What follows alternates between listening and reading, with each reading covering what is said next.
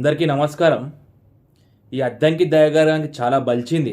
ఈ కాంగ్రెస్ పార్టీ నాయకులకి ఎప్పుడు చూడు మన రాముని మీద పడి ఏడవడమే తప్ప ఇంకేం లేదు. ఒక్కసారి ఈ వీడియో చూడండి, చెప్పుతో కొడతారు మీరే. నేను అంటున్నా ఇలా మేము హిందువులం అంటున్నారు.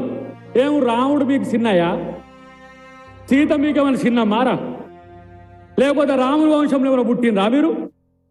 అవును బే, మా రాముడు మాకు తండ్రే, మా సీతమ్మ మాకు తల్లేరా బే. ఇప్పుడు ఏంది, ప్రతి హిందువుకి తల్లిదండ్రులు మా సీతారాముడే ఫస్ట్. ఇప్పుడు ఏందిరా బై మీది? ఏంది మీ నొల్లేంది? గుడి కడుతుంటే ఆపుతారు, గుడికి అగనెస్ట్ కొట్టడానికి 23 లాయర్లను పెడతారు. ఇప్పుడు హిందువుల మీద వాడుతురేంద్రా బై.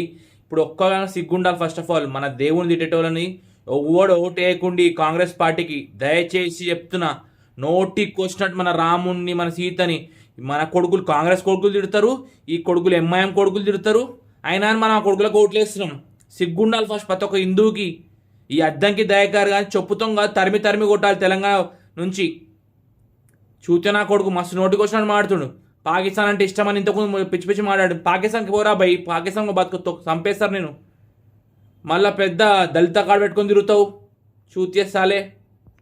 ఇంకోసారి కూడా నా రాముని గురించి తప్పుగా మాడితే చెప్పుతో కొడతా. హిందువులారా, ఇప్పటికైనా మించిపోయింది ఏం లేదు.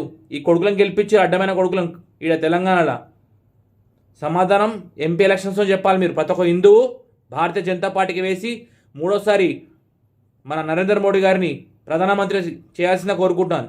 జై హింద్, జై భారత్, జై శ్రీరామ్.